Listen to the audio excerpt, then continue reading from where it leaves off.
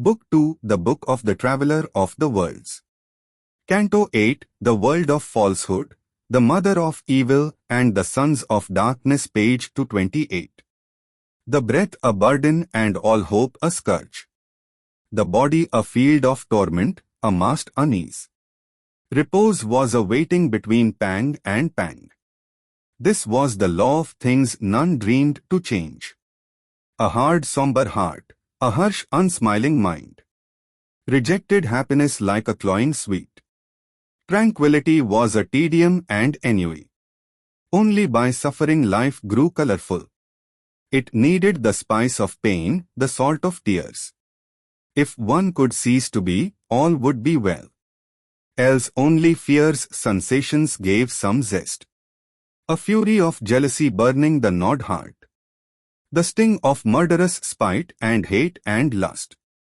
The whisper that lures to the pit and treachery's stroke. Through vivid spots on the dull aching hours. To watch the drama of infelicity. The writhing of creatures under the harrow of doom.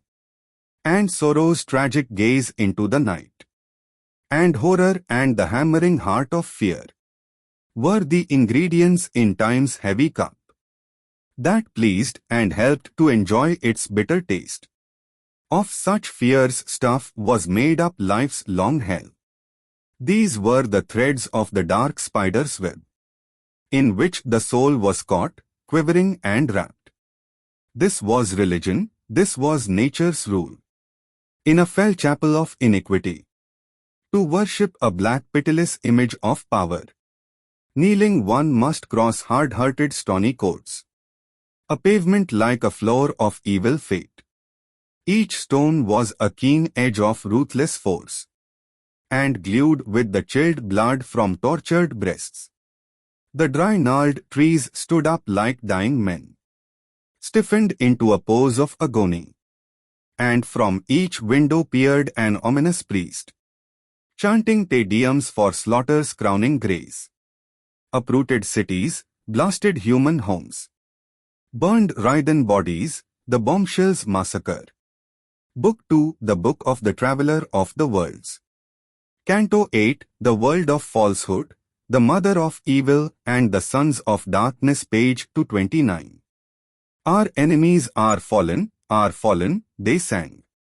All who once stayed our will are smitten and dead. How great we are, how merciful art thou.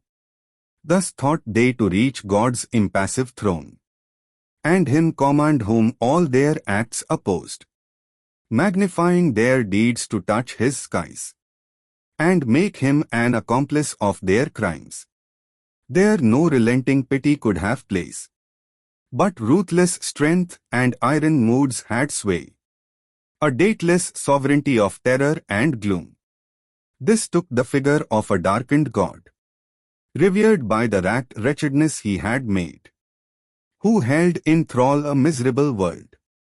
And helpless hearts nailed to unceasing woe. Adored the feet that trampled them into mire. It was a world of sorrow and of hate. Sorrow with hatred for its lonely joy. Hatred with others' sorrow as its feast. A bitter rictus curled the suffering mouth. A tragic cruelty saw its ominous chance. Hate was the black archangel of that realm. It glowed, a somber jewel in the heart. Burning the soul with its malignant rays. And wallowed in its fell abysm of might. These passions even objects seemed to exude, for mind overflowed into the inanimate. That answered with the wickedness it received, against their users used malignant powers. Heart without hands and strangely, suddenly slew. Appointed as instruments of an unseen doom. Or they made themselves a fateful prison wall. Where men condemned wake through the creeping hours. Counted by the tollings of an ominous bell. An evil environment worsened evil souls. All things were conscious there, and all perverse. In this infernal realm he dared to press. even into its deepest pit and darkest core.